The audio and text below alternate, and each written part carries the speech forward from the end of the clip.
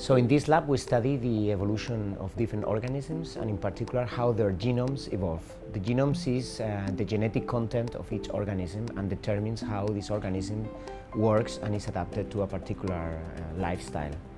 And we use this information to learn something about the organisms and about how they work, how the cells or the organisms work. And we are particularly interested in some radical evolutionary events, which can be, for instance, the doubling of the whole genetic material of one organism. These kind of events have happened many times in evolution. They have happened in animals, they have happened in plants, and they have happened in fungi. And every time that they have happened, they have comported like many different changes and many enhancements on the species they formed. We are particularly interested in the event that happened in fungi 100 million years ago, and particularly the yeast species that gave rise to the species that currently is used to make bread and wine. Our contribution to this topic was to discover that the event that shaped the lineage of yeast was not just a whole gene replication, but was the hybridization between two different species.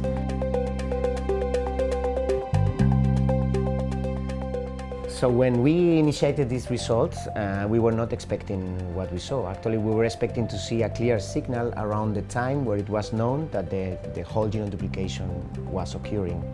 And when we saw that the paralogous genes, the duplicated genes, were more divergent than they should, we were really astonished. At the beginning, we could not believe our own eyes, and we were thinking about an artifact in our data. That's completely true.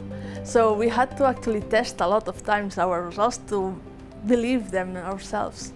It was not a matter of, the results were what they were. So we actually had to decide that, we had to change the hypothesis. Because if the results don't match the hypothesis that they currently have, you just have to change it. And when you change your mind and everything starts making sense again, you feel comfortable. But then is when you change your mind, but you have to change, also convince all the other researchers. We have had this idea also written in stone, like we had it before.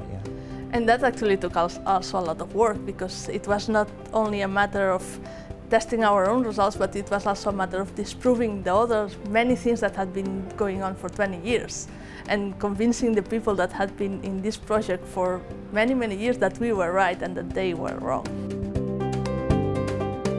So the good thing about evolution is that it's not only interesting per se, just to know how things happen, but it's also sometimes can be useful to understand how things work today. Like for instance, hybridization is very useful to create new crops adapted to new environment, and we have also found out that sometimes hybridization is the trigger for a fungal species to become pathogenic. So these are events that happened a long time ago but are now currently happening nowadays, and they can have a big impact in our daily lives. So one particular aspect that we also investigate in the group is exactly that, the emergence of virulence in the different species. How can species become able to infect humans? And for instance, in fungi, there is species that live inside us, they are commensals, but some of these species are able to infect us when our immune system is weak for some reason, like when we are under treatment, for instance. And what we do to understand this process is to look at the evolution of these genomes and compare the pathogenic and non-pathogenic species to see which genomic changes may have influenced that. And like this, we can discover like new virulence pathways or new proteins that are important for this mechanism.